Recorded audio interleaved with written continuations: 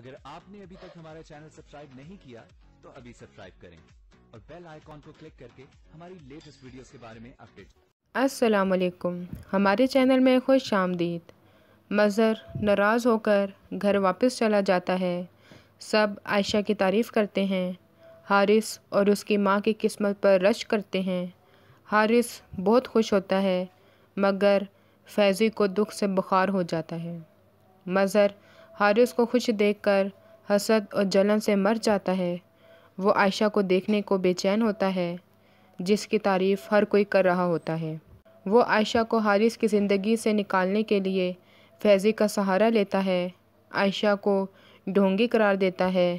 جھوٹا ثابت ہونے پر فیضی کا پتہ استعمال کرے گا کیونکہ وہ جان چکا تھا فیضی عائشہ سے محبت کرتا ہے۔ وہ اس مقصد محبت کو غلط رنگ دیکھ کر کیش کرنے کی کوشش کرتا ہے۔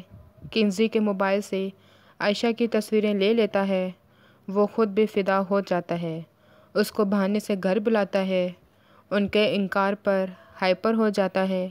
عائشہ کسی پارٹی پر نہیں جاتی۔ اگلی قسط میں مظہر ہر صورت عائشہ کے قریب ہونے کی کوشش کرے گا۔ ناکام ہونے پر عائشہ کی ساس اور نندوں کو اس کے خلاف کر دے گا۔